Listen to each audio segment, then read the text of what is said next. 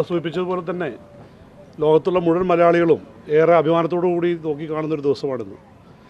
ആ ദിവസത്തിൻ്റെ ശോഭ കെടുത്തുന്നതിന് വേണ്ടി വളരെ ബോധപൂർവം BJPയുടെ MP-മാർ ഇതേ രീതിയിലുള്ള പ്രചരണം മിക്കവാറും ദിവസങ്ങളിൽ ഇത് ശ്രദ്ധയിൽപ്പെട്ടത് അവർ തൊട്ടടുത്ത് വന്നു നിന്ന് ഇത് സ്വയം ഈ മൈക്കിൽ തന്നെ കയറി പറഞ്ഞതുകൊണ്ടാണ്. നിരന്തരമായി പ്രതിപക്ഷ MP-മാർ സംസാരിക്കുമ്പോൾ, പ്രത്യേകിച്ച് കേരളത്തിലുള്ള MP-മാർ സംസാരിക്കുമ്പോൾ വളരെ അപഹാസ്യമായ രീതിയിൽ അവർ അധിക്ഷേപിക്കുന്നതിന് വേണ്ടി മന്ത്രിമാരുൾപ്പെടെ നിർമ്മലാ സീതാരാമൻ ഉപയോഗിച്ച വാക്കുകൾ മിനിഞ്ഞാന്ന് നിങ്ങളെല്ലാവരും കേട്ടതാണ്. ഒരു ചോദ്യം ഉന്നയിച്ചു കഴിഞ്ഞാൽ, അവർക്ക് താല്പര്യമില്ലാത്തൊരു വിഷയം ഉന്നയിച്ചു കഴിഞ്ഞാൽ വ്യക്തിപരമായും രാഷ്ട്രീയമായും ആക്ഷേപിക്കുക എന്നുള്ളതാണ് BJPയുടെ ഒരു നിരന്തരമായ ശൈലി. അതിനെതിരെ ഇന്ന് രാജ്യത്തെ മുഴുവൻ MP-മാരും, കാശ്മീർ തൊട്ട് കന്യാകുമാരി വരെയുള്ള എല്ലാ MP-മാരും, കക്ഷി രാഷ്ട്രീയ വ്യത്യാസമില്ലാതെ മുഴുവൻ ആളുകളും, പ്രതിപക്ഷ പാർട്ടിയിലെ MP-മാർ ഇതിനോട് യോജിച്ചു.